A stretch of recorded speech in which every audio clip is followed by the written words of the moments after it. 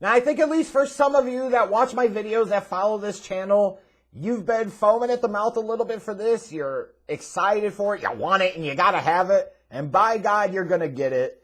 Let this video mark the official start of my 2023 NFL Draft Scouting Reports. We'll see over the next month or so how many total I'll be able to do. Goal is 100. Who knows how many of them I'm actually going to be able to do, though. But I am beginning, and that is something. And I'm going to start off with the quarterback group, as I traditionally do every year when I do this, right? I always start with the quarterbacks because it's the position that gets the most interest. It's the position that generates the most controversy in terms of draft takes. It's the most important position in the National Football League by a country mile. So, always makes sense to start there.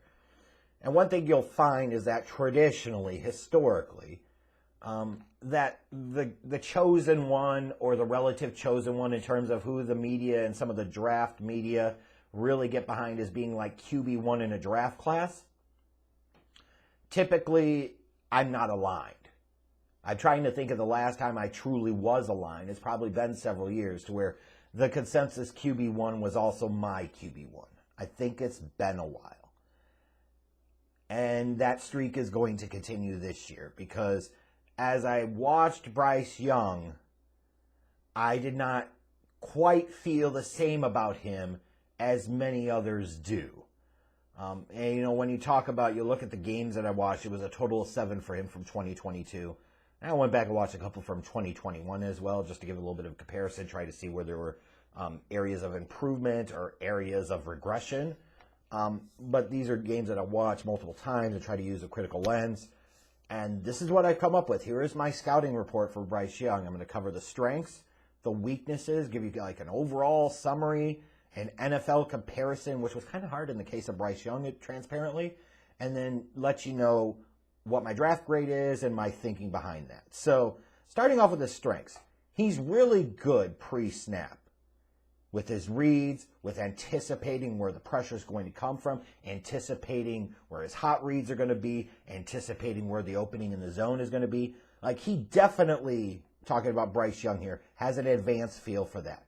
He's able to find the soft spot in the zone, throw the ball in the right windows pretty consistently. Like, those are NFL quarterback traits that you want to see, that you don't always see in great abundance in some of these kids coming out of college. Bryce Young has those. He really is great at moving his eyes through his progressions. And not just like moving his eyes, but you could get the sense that he knows what he's seeing. He's able to react to what he's seeing. He knows where his eyes need to go next. Like, that's an advanced skill that we've seen a number of quarterbacks over the years come into the NFL draft, and they're primarily like that. Going to laser focus on the primary option, really struggle to be able to get off their primary read. He doesn't have that concern as well. He's got some quick feet to be able to scramble out of danger. He could buy some time. He's a guy that could get some yards with his feet. What I really like about him when he gets into kind of that scramble mode, he'll still be keeping his eyes down the field. You can't automatically say as soon as he bails out of the pocket, you know he's going to run every time. He's still keeping his eyes down the field. He still has command of the field. He has command of the offense, command of his receivers, you know, pointing them and telling them where to go when he's on the move. So he's got a really good feel for that, a really good feel for being able to improvise when the initial play breaks down. Some really good, like, instinctual traits there for Bryce Young. You also talk about his pocket presence. He's got a good, really nice ability to be able to move within the pocket to buy sometimes, so he doesn't always have to bail out. Now, transparently, I thought he was a little bit better at this in 2021 than he was in 2022, and that might be an indication of Alabama's line in front of him was better in 2021 than it was in 2022. But generally showed some good pocket feel, some good pocket awareness, being able to stand tall in the pocket. You also like his ability to mix up his feel, his touch throws. He's able to throw with more than one velocity, although his high velocity ain't that great to begin with. But he's got the ability to throw with feel to all of the levels, which is really nice. His ball placement is solid, but not always great. What I mean by that is he could get it in the vicinity of the receiver on a consistent basis. You don't have a ton of instances where you see him, he's just wildly off the mark. But you do see instances where instead of hitting the receiver in stride, the receiver's got to go up or go behind him a little bit. You know, and you can say, well, that's kind of nitpicky. Well, sometimes that's going to matter in the NFL where you can get away with that shit in college a little bit more. That ball placement comes more at a premium. And it's going to be even more important for him to do that right at the NFL level, especially with the lack of arm strength. So, you know, when I looked at Bryce Young, there were things that stood out that I really liked. But there were also not just weaknesses, but some real concerns of varying levels that gave me a lot of pause of crowning him as like a QB1 or saying that he would be a guy that I'd feel comfortable drafting number 1 overall or even in the top 5 of this draft. He's barely over 200 pounds. So as much as there's a big deal about the fact that he's barely 5'10", you can point to like Russell Wilson and Kyler Murray and say, hey, they made it and they're 5'10". They're also outliers. They're exceptions to the general rule. But I'm more concerned about the fact that he's barely 200 pounds and probably had to beef up several pounds before the combine just to weigh in at that. That gives me real pause, and I'm sure it does some other NFL teams too, more concerned about his weight and his bulk and his body being able to hold up the NFL than necessarily his height. And I'm with them. That's a much bigger concern to me. It really is. So physically, that's one huge concern. Sometimes I think he's a little quick to bail out of the pocket instead of shifting within it. But you can see that with a young quarterback sometimes, and especially when you have the ability to make some plays with your feet. Sometimes you just roll with that. So that is not as much of a concern. It's something you'd like to see him improve on a little bit, but not a deal breaker. The first weakness, that barely being over 200 pounds, can be a little bit more of a deal breaker. Sometimes he doesn't feel edge pressure like I think he should. And again, that can happen with any quarterback, but it is a weakness of his. He just doesn't do a good job of setting his feet before throwing. And you could say, well, you know, there are lots of guys that throw and their feet aren't even on the ground like Rodgers and Mahomes. Let's be clear here. Those guys have elite level arm talent. Bryce Young does not.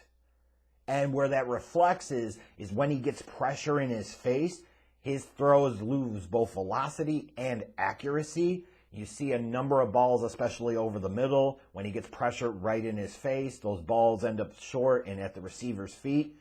You know, and that is a reflection to me of the other major concern I have with him is his overall arm strength leaves a lot to be desired, especially down the field. I wouldn't say he has a total noodle arm, but he doesn't have a great arm. He might have an average arm, right? Maybe just enough, although sometimes I wonder, as you watch some of those throws, especially to the sidelines and down the field at Alabama, you said, man, that took a lot of time to get there. And you wonder if he's going to be able to make those same throws without problems at the NFL level like he did at Bama. Now, you could counter that by saying, hey, Joe Burrow doesn't have a strong arm, certainly didn't come out of LSU, and he's done just fine. Fair point. But, again, when we think about, you know, Bryce Young, Joe Burrow, he's not. Because while you could look at Bryce Young and say his field vision, his instincts, his ability to improvise, his general pocket presence stand out, so does his lack of size and arm strength and high-end accuracy. While Joe Burrow didn't have an elite arm, he was pretty close to elite in just about everything else, right? Like his accuracy was outstanding.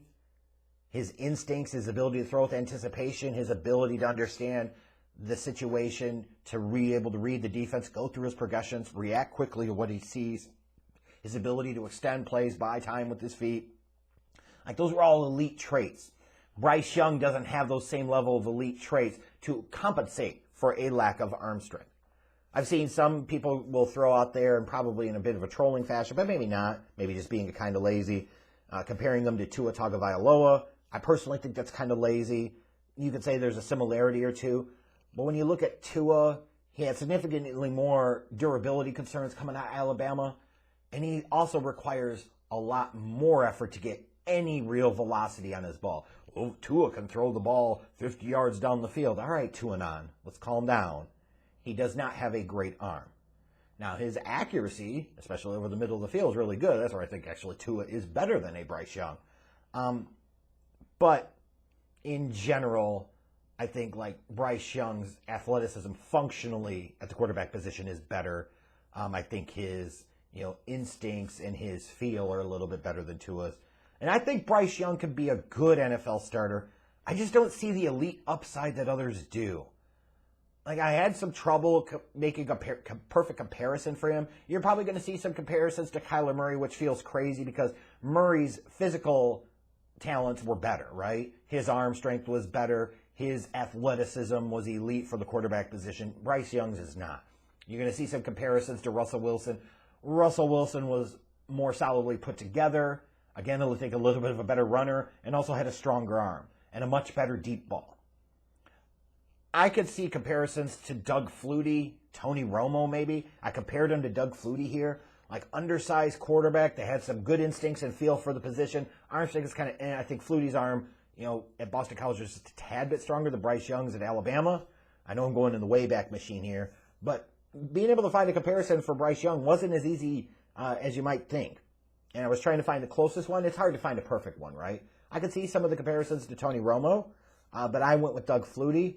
Who was a guy that I thought in his time was underrated and undervalued by the NFL, in part because of his lack of height, and NFL teams kind of look stupid for passing on him for so long. But when I look at Bryce Young, I see more of a guy that, if you were talking like pick 20 to 30 and you were a good team with a good infrastructure already in place, you might be really excited if you drafted a Bryce Young because he could be a day one starter, plug and play, and you got a good team around him, he could hit the ground running. You're just not going to get that same level of upside physically.